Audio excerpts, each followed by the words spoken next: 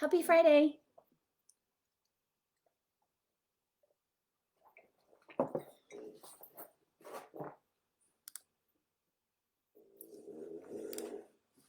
Good morning. Piggy's back there snoring. Good morning. Happy Friday of the Labor Day weekend. I'm looking forward to it. Holiday weekends are always good, especially when the kids get a day off. So that's nice. Do you guys have a lot of plans? Anyone heading out of town?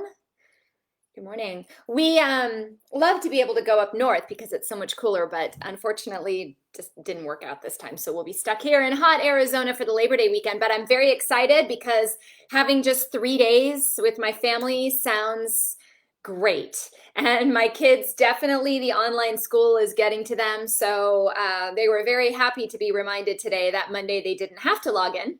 So we'll see, you can get some barbecue going and some pool time, something of that nature. So good morning. Happy Friday, everyone. I am Dr. Tricia Pingle. This is your morning checkup. We're going to be talking about stress today and some signs that maybe you're under stress that you're not aware of, because a lot of us are. And then just a reminder, Monday I am going to take Labor Day off from the live. So I will not be here on Monday. I'm going to spend some time with my family, enjoy the 3-day weekend with them, and then I'll be back as usual on Tuesday. Okay? Looks like we have most of you here this morning. I'll take some water and let's dive in. All right, Joey, let's do it. I am very glad it's Friday. It's been a long week. Lots of stuff going on here at the Pingle house. So, all right. So it probably feels more recently, especially in the last few months, that our society in general is under more stress, right? So obviously, even though we had this chronic stress situation before, it's obviously been compounded. We've had a lot of changes just as a whole in the more recent months. Just my kids have been home from school since March. I think they were let out to online school sometime in March, and then the school has not brought them back yet. And so even that alone, just that change and shift can cause a lot of stress, right? Not to mention just constant information and all of that. But something to be aware of is we're a very chronically stressed nation anyway, okay? And so unfortunately, even though kind of our stress may have been in overdrive the last few months or changing in the last few months, as a baseline, we are a very stressed nation and a very stressed world. So I want to talk to you a little bit about what those signs are, why your body is reacting that way, and what you can do about it, okay? Do any of you guys feel stressed, or do you feel not stressed? I always like to know, because I talk to a lot of people and I say, hey, how much stress are you under? And they're like, oh, I'm good. I have a good life. I have a home. I have a job. But those things bring stress too. And I think a lot of us get so used to that. We get so used to running around, the cell phone binging, the job stress, the home stress, the financial stress. We get so used to it that we don't notice it anymore. Do you guys find that? That your baseline level of stress tolerance has just increased over the years? I find that for sure. I think now I recognize it a little bit more. I've had to teach myself to recognize it a little bit more, and recognize when maybe something's impacting me that I'm just ignoring. It's like if you kind of get in a routine of always running from a bear, you just wake up in the morning and run. You're like, he's coming. I'm just going to run. Right? So your body kind of adapts to that. It adapts to that in many different ways physiologically. So it can adapt that by raising your blood pressure, by changing your thyroid, by changing your digestion, your brain health, brain fog, things like that. And we just get used to it. We just wake up and run, right? Yeah, I'm just reading some of your comments on that. Oh, you started teaching children in a mask today and it's horrible. I can imagine. I have a hard time hearing people. I had a funny story. I went to go return something the other day and the checkout person had a mask on, and they were talking to me, and I had no idea they were talking to me because it was a loud store, and I figured it was somebody else, but they were actually talking to me, but I didn't see their mouth moving, so I was just standing there like an idiot, just, I was like, oh my gosh, I'm so sorry. It's different. And with kids, I can imagine if they can't see your mouth moving, that must be very difficult, very, very difficult. So kudos to you just for giving it a go and being there to teach children, because that's a very important job. And I learn that more and more every day as I have to help my kids, and I value you. So good job. Just keep it up. But yeah, if we're always running from a bear, we start to adapt to that, right? And unfortunately, we've been a very chronically stressed nation for a very long time. And we're just making ourselves sicker because of it, right? So here's the problem. Our bodies are not built to sustain chronic stress for long periods of time. Our bodies are built to manage a short-term stressor, an occasional bear, a bear that we can actually get away from. Most of our stressors now, we really can't necessarily get away from. If you have job stress and every day you go to your work and you have job stress, unless you quit, you can't get away from that. But then there's more stress from quitting, right? As well, financial, finding another job, readjusting in a new position, So our stress doesn't happen temporarily like we were built to handle it, okay? So what happens is the longer and longer we go with chronic stress, the better our bodies adapt.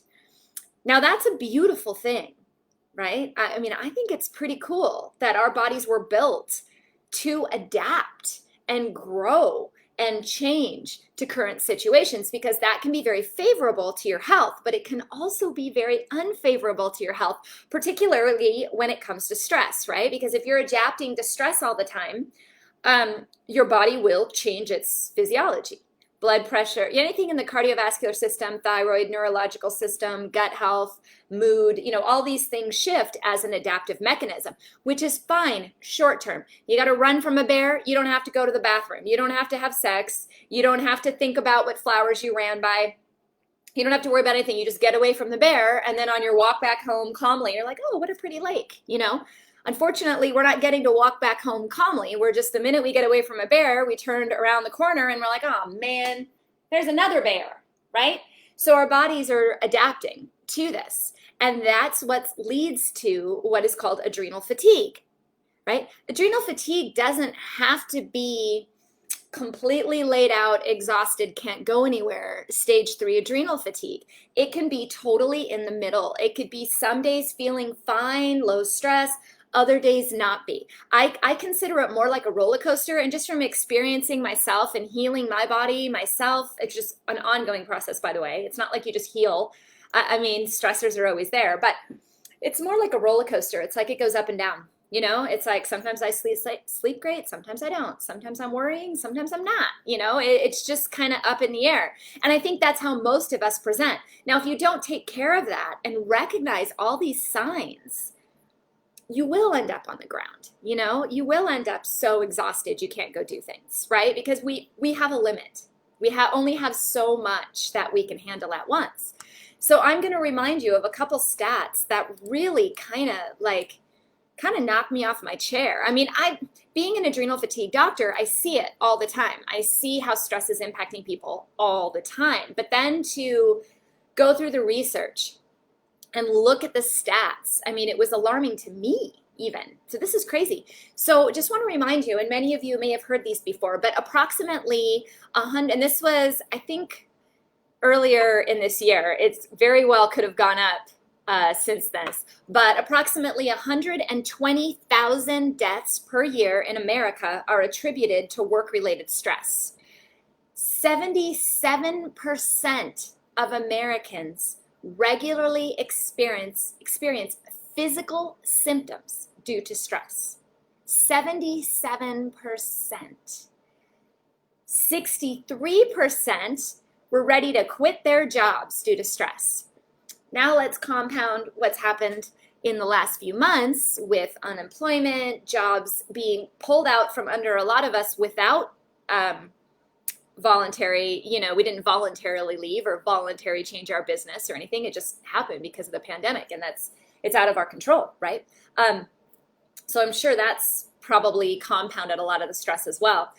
57% of those in America who regularly feel stressed say that they're paralyzed by the stress, okay? 50% of Americans regularly lie awake at night due to stress. So 50% not sleeping due to stress. So let me remind you what we do in our sleep, right? We repair our cells. We clear our liver. You know, we replenish blood cells. Our immune system kicks in and kills off invaders. Like, that's the cleanup. That's when the janitor comes in, checks everything out. The manager checks all our body and says, okay, we need to repair that, fix that, fix that, fix that while this person's sleeping. Because when they get up in the morning, we're not going to have time. So if you're not sleeping or you're not falling asleep well, you're not repairing. And when you're not repairing, that leads to more anxiety, depression, hopelessness, stress, weight gain, liver toxins, constipation, right? So then we look and we say, okay, well, why is America's health so poor? Yes, the diet in America stinks, but that's not all. You know, there's also a stress component. We're under a lot of stress. I have no doubt, by the way, for those of you that aren't in America, that this also extends to your countries as well. It's just the studies that I had pulled up were relating to America, but I don't think that it's only America. I think we're hands down, one of the sickest nations. And I think the majority of our illness comes from poor lifestyle factors, poor stress management, and poor diet, and lack of exercise. We're very sedentary in general, and that's a problem. And obviously under a lot of stress. Now, one of the most shocking statistics to me that I found was anywhere from 75 to 90% of all the doctor's visits here in America are for stress-related problems. 75 to 90% of doctor's visits are stress-related problems. So think about how many healthcare dollars are spent on stress, on adrenal fatigue. Yet, the conventional medical world doesn't talk about this. I bet I could poll any of you doctors out there and say, how many times are people presenting with you? How out of 10 patients, how many of them are showing signs of stress or under too much stress? And I bet you guys would agree, it's a good 7 to 9 of those 10. But yet we have no valid treatments for that. It's like, okay, well, you better go see a therapist, you know, or here's your antidepressant. And that breaks my heart because we actually do have control about how we manage stress internally. We can't always stop external stress, right? There's always stress, but we can change how we interpret it. We can decide what we're going to allow in and what we're not. We can make choices in our life that take us away from stressors or that plan times away from stressors to relieve stress. Yet that's not a common therapy. That's not something that doctors are talking to you guys about, right? There was a 2008 article, scientific article, that showed that emotional stress is a major contributing factor to the top 6 leading causes of death in the US. Cancer, coronary heart disease, accidental injuries, respiratory disorders, cirrhosis of the liver, and suicide. Now, with the added stress that the whole world has been experiencing since, March, I would say, maybe even earlier in some places, we've increased suicide, mental illness. We've actually seen a lot more inflammatory disorders come to surface. I think the additional stress is a problem.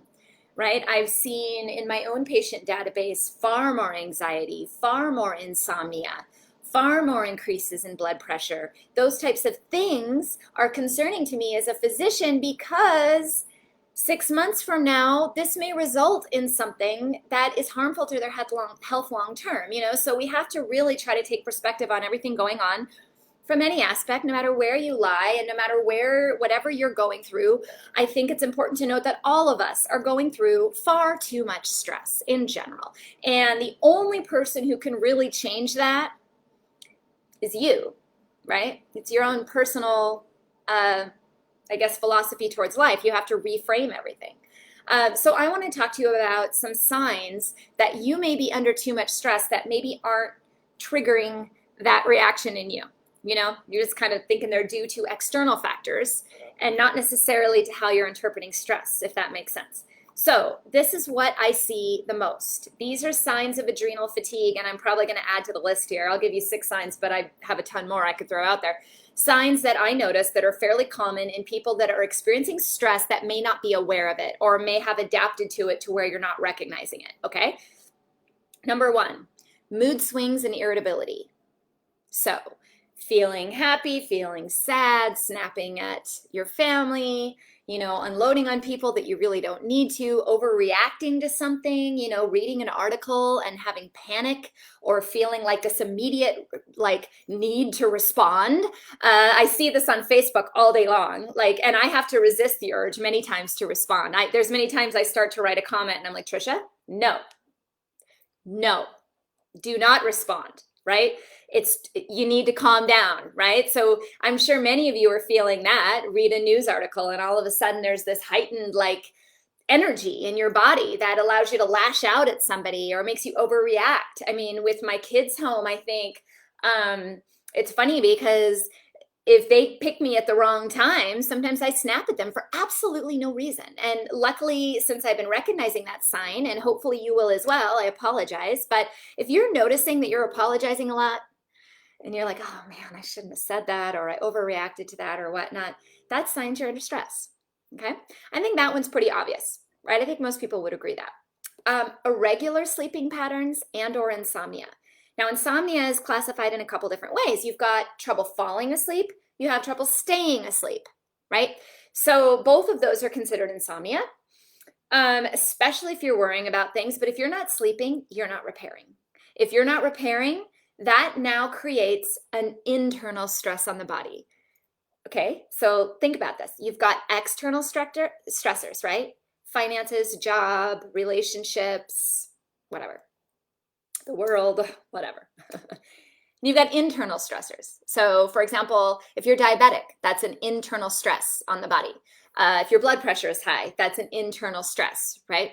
So if you're not sleeping and your cells aren't repairing, that's an internal stress. So external stress caused the insomnia, but the lack of sleep causes more stress. And simply giving a medication to put you to sleep does not downregulate the stress response. It just knocks you over the head. So like if you're running from a bear, you get away from it temporarily and you're exhausted and you sit behind a tree, and then every time you hear a little rustle behind you, you're up. You know, oh my gosh, what was that? Someone comes along, hits you over the head with a mallet, you still hear the bear, you're still reacting to it, you're just not waking up. So when you look at sleep medications, many of them, that's what they do. They just knock you out so you don't hear the bear, but the body, the cortisol levels are still high in the middle of the night, so you don't fix the problem. So just because you're sleeping when you use a medication does not mean that your body is repairing. You really need natural sleep. So over time, you have to have a long-term plan that allows you to do so, right? That allows you to gain back natural sleep, natural repair, because when that bear is there, your liver won't clear toxins like it's supposed to. It won't repair cells like it's supposed to. Your immune system will not work like it's supposed to. So we have to restore normal sleep. So if you notice that you're even tired during the day, taking more naps during the day, more awake at night, that's a pretty good sign that cortisol rhythms in you are off, that you are experiencing more stress than you may or may not be aware. Okay. Number 3, low libido. When you're running from a bear, you're not going to stop and have sex. Last thing you're going to think about, right? So That's a very common complaint, not to mention that if you've been under long periods of stress, that actually does impact your hormone levels as well. So testosterone, estrogen, and progesterone levels, which of course would change libido as well. So the longer term you've been under stress, the more problems you have with libido as well. Feeling emotional kind of goes along with the mood swings and irritability, but crying for no reason, feeling very angry for no reason. Have you guys ever found, especially in the last few months, have you found that there's like these moments of anger and they're totally unexplained?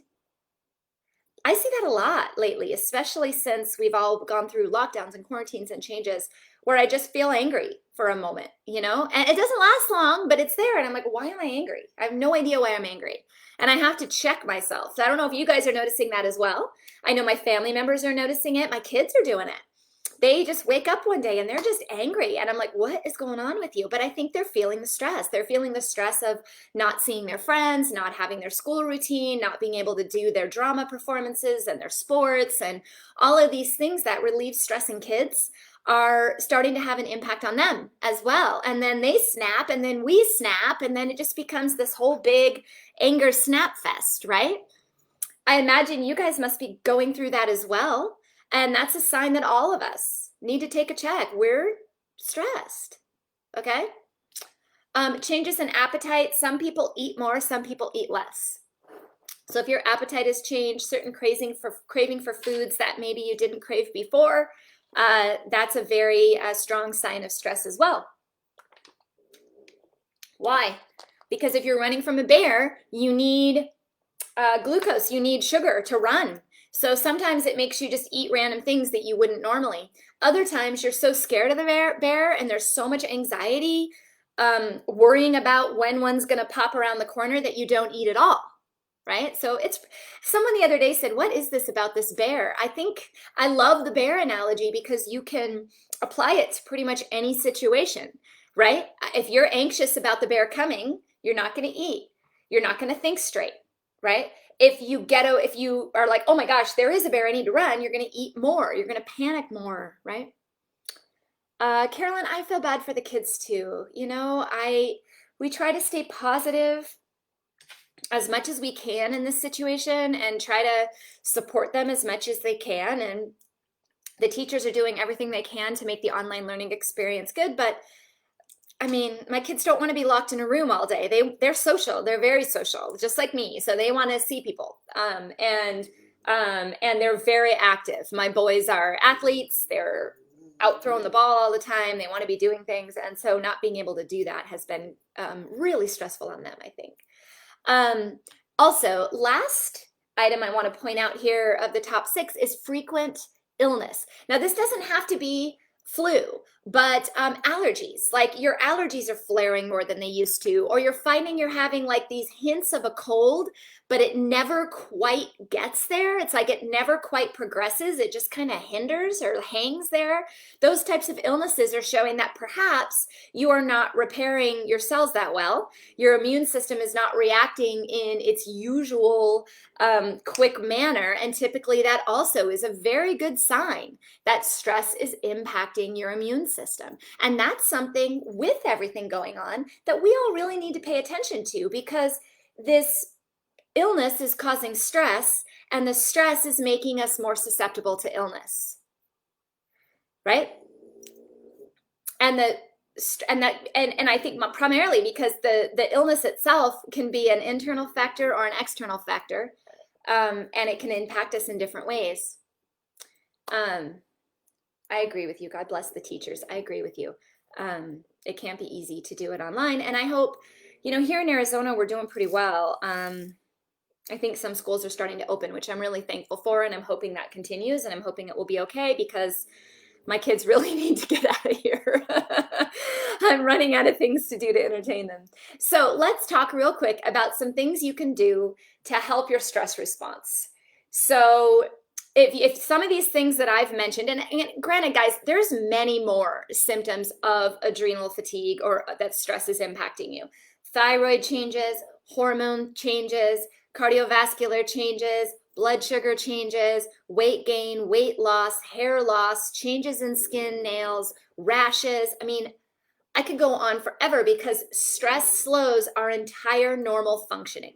Okay, so that means that we cannot manage our everyday stuff. So I have a question about Parkinson's disease. Could someone develop Parkinson's from stress? Stress definitely worsens it.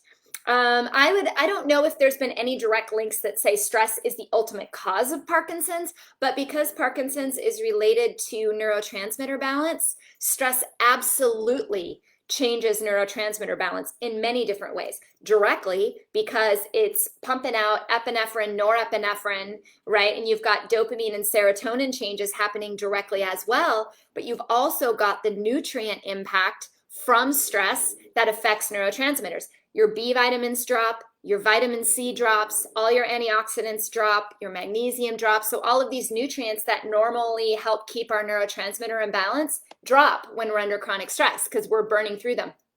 Also, stress impacts your gut flora, okay? And the gut flora highly regulates neurotransmitters. Okay, so there's multiple ways that stress will absolutely exasperate any type of neurological condition, not even just Parkinson's, dementia, Alzheimer's, bipolar disease, anxiety, depression, anything that has to do with management of neurotransmitters is impacted by stress. Okay, hope that helps, Mark. So how could you avoid acne from masks? Yeah, I hear ya. I don't think you can. You would have to just basically not be wearing it all day, take it off, make sure you're washing your mask. But our skin wants to breathe, right? So, yeah, it's a tough one. I know a lot of people are experiencing that. If you have really oily skin, you could try things like tea tree oil, lavender essential oil in that area. That may help a little bit. Tons of water, and definitely, we're supposed to change our mask every time we go anywhere. So if you go to the grocery store and you wear a mask and then you go to Home Depot, you're supposed to change your mask before you go to Home Depot. So if you're changing your mask all the time, the odds of acne are less. But of course, you'll see this in dancers. They're wearing leotards all day and they get back acne, right? Why? Because it's compressed all the time and they're sweating, right? Here in Arizona, it's hot, and it is in many other countries. And wearing a mask right now when it's 117 degrees outside, I will tell you, it's hard. Even just walking from my car to the grocery store is difficult.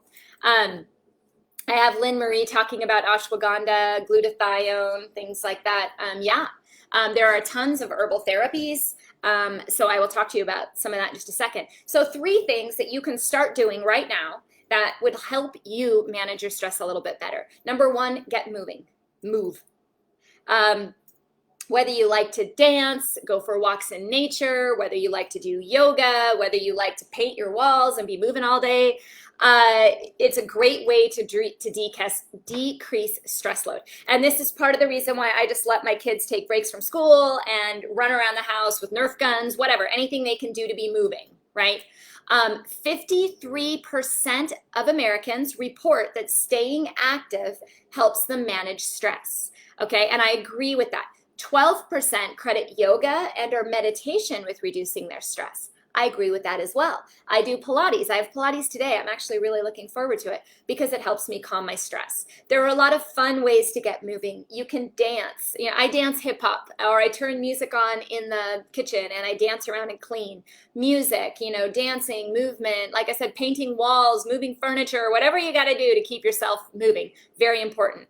Number 2, prioritizing emotional support. So about 75% of Americans state that having an emotional support system is essential for them managing stress. Now, this is one of the problems with lockdowns or quarantines or gatherings, is that we lose that direct person-to-person emotional support. And that is why I believe we're seeing a lot more anxiety, depression, insomnia, people having a hard time kind of with where they fall in the world right now, because it's just very different. Very, very important. Staying connected with those closest to you, friends, family, calling people if you have to, seeing people, very, very important in managing stress. I think it's also very important to understand that all of us go through stress. So having somebody to talk about, hey, have you experienced this? Are you feeling this way? Don't be afraid to tell people. I will tell you guys, there are some days where this whole situation just absolutely depresses me because I miss my normal everyday life, right? I don't think I'm alone. And when I feel that way, I reach out to friends and they feel that way too. And I feel better after that. You know, you got to reach out. You got to remember your emotional support system. Very important. Sometimes I just hug the dogs, pet the dogs, scratch their ears. That makes me feel better too. It's very important to love yourself. This is a mind-body connection thing. I know something I commonly do is when I do accidentally snap at the children or at my husband, or I say something I shouldn't because I'm under stress, I beat myself up about it for so long, and I like put myself down. And, you know, the bottom line is I apologize. I need to move on. You know, so think about that. Remember to love yourself first, and that none of us are perfect and we're all going through stress. And so you're going to screw up. Such is life. Lastly, and this goes back to what Lynn Marie was talking about, would be supporting your adrenal health. Now, there's many different ways to do this. Many of you, my regular followers, may know some of these things I'm going to throw out there, but for those of you, oh, Instagram kicked me off. Come back. For those of you that don't, I'll just run through it. I'm trying to wait for Instagram, Facebook. Thank you for your patience. Give me 1 second, and I'll wrap it up and let you on your way. All right, then. Not going to happen. All right. So a couple different things. One, I do have a 30-day adrenal fatigue program. Now, what does that mean? That means that how to eat, you know, teaching you how to eat for nutrition to support the adrenal glands. So when you're under stress, you lose, welcome back. So I'm talking about ways to support your adrenal health. I do have a 30-day program. So the 30-day program, what's the point of it? Okay, why? Why should I do an at-home program? I think primarily, one, we lose a lot of nutrients when we're under stress, a ton of them. B vitamins, vitamin C, magnesium, being aware of that and changing your diet to incorporate more nutritious foods is always going to benefit your body because it reduces internal stress. And it provides you with the nutrients to handle external stress, right? So it's addressing internal and external stress via diet, okay? It's a 30-day program. There's recipes. It also has mind-body exercises, things to make you more aware that maybe you're being too hard on yourself, or that maybe you're overreacting to some things that you shouldn't, right? On top of that, learning how stress impacts your health. If you're someone who takes medications for any condition, it's important to understand how stress plays a role in that condition. So it's a very comprehensive 30-day program. There's a private Facebook group that I check in with. So you have a lot of support to kind of learn how to manage your stress at home. That's the Total Health Turnaround program. It's at totalhealthturnaround.com. Now, there are many different ways to do this. I mean, it really comes down to diet, mind, body, and really understanding and having the education to recognize when stress is becoming a problem. There are other things that some of you have mentioned, such as supplements, right? Such as ashwagandha. Ashwagandha is one of my favorites. I have a supplement at Total Health Apothecary called Total Stress Support, which is basically a blend of herbs and nutrients that help minimize that stress response, that make you maybe think about the bear a little bit more before you run, you know, give you a better perspective, like, okay, I can handle this, right? So there are herbs and nutrition that you can use to lower that response. Okay, and that helps you have a little bit more clarity on doing the other things that you need to do. Like I see Qigong, yoga, Pilates. A lot of the times, what's the number one excuse why you don't exercise? I mean, I hear it all the time. Hey, have you been exercising? Oh my gosh, I've just been too busy. I've got too much going on. Okay, so if you're saying that, that means we need to calm the adrenal glands down a little bit, right? Calm them down. Get exercising. Because ultimately, if you're doing all of these lifestyle things, you don't need supplements. But until you can get to that point where you have that regular diet, exercise type thing, a lot of the times you have to use supplements because there's no other way that you can get into that mind space, if that makes sense. So for those of you that are looking for a good ashwagandha blend, I will say if any of you are allergic to nightshades, you cannot take ashwagandha. So ignore this. But Total Stress Support's a good one for that. I actually like this more like afternoon to evening hours because it kind of brings that cortisol response down. There is also Total Energy on my website as well, which is more a morning, like lift you up in the morning. If you find that you're really dragging in the morning and you're awake at night, a lot of the times taking a some sort of blend of herbs that help you focus are a little bit more desired, talk to your doctors about it. But if you're looking for a resource, totalhealthapothecary.com. Ultimately, it's up to you how you interpret stress. So whatever you need to do to recognize how it's impacting you and change it, that's the solution. And we all do that in different ways. So I just wanted to give you a send off this Labor Day weekend, reminding you that that you have control over how much stress you're going to allow into you this weekend. So hopefully you will have a little fun. You'll let go. Maybe spend some time with friends this weekend and family, and really take the time to appreciate everything out there and have gratitude. And so thank you so much for all of you, your questions. I see some questions I can certainly go back and answer. I don't want to keep you guys here all day. I've already lost Instagram. So for those of you that attend every day, nice to see you. I hope you have a great Labor Day. I will not be here Labor Day. I'm going to de-stress a little bit on Labor Day. So I'll see you guys on Tuesday because it's time to go have some fun and de-stress this weekend. So hang in there, guys. I'll see you on Tuesday. Thank you so much for your time. Bye.